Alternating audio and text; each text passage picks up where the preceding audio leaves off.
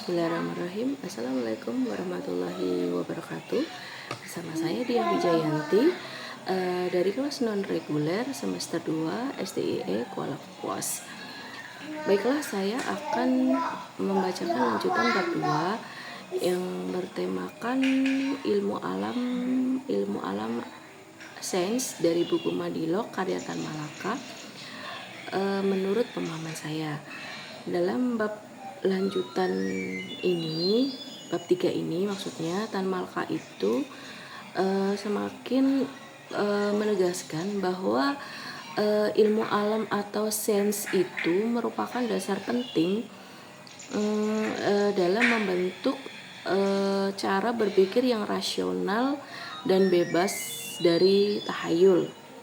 Dia juga mengajak khususnya rakyat Indonesia untuk memahami dunia melalui pengamatan, pengalaman, dan eksperimen, bukan hanya berdasarkan kepercayaan turun-temurun atau dogma agama. Tan Malaka juga mengkritik cara berpikir feodal dan mistik yang masih kuat di kalangan masyarakat.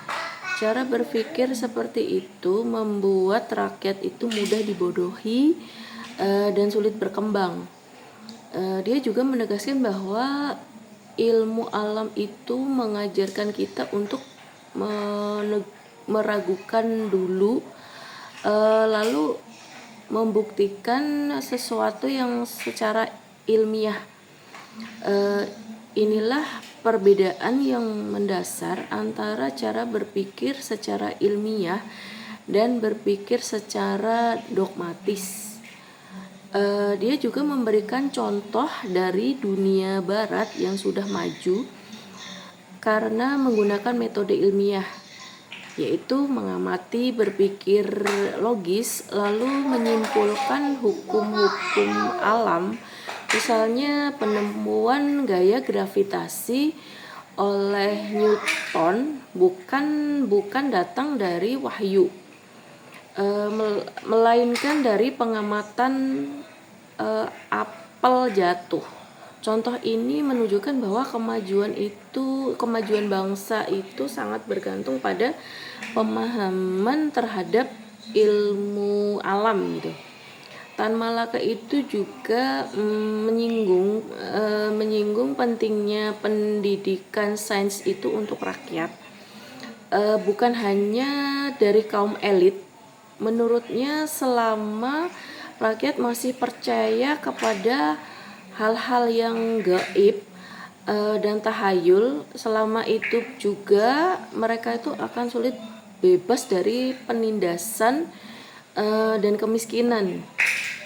Ilmu alam itu menjadi alat untuk memperjuangkan kemerdekaan yang berpikir gitu. Tan Malaka itu mulai memperkenalkan pendekatan Madilog, materialisme, dialektika, logika itu sebagai metode berpikir yang baru diterapkan.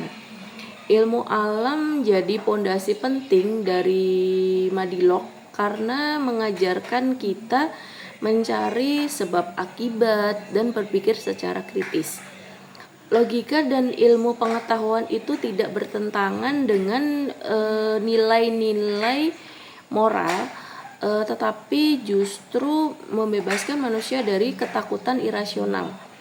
Ilmu itu bukanlah musuh agama, tapi merupakan alat untuk memahami dunia itu lebih benar dan jujur. Jadi kesimpulan dalam bab ini, ilmu alam itu bukan sekedar pengetahuan teknis, tapi cara berpikir yang membebaskan. Ilmu alam itu mengajarkan kita untuk menerima sesuatu begitu saja, tetapi mencari penjelasan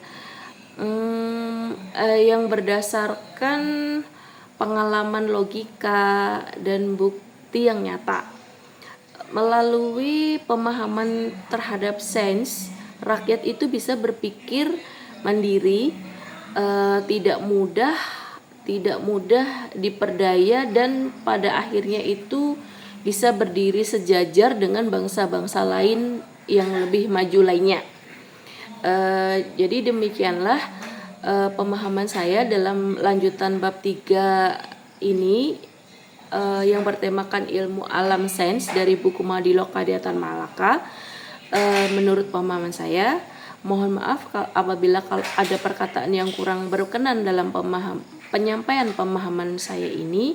Mohon maaf. Wassalamualaikum warahmatullahi wabarakatuh.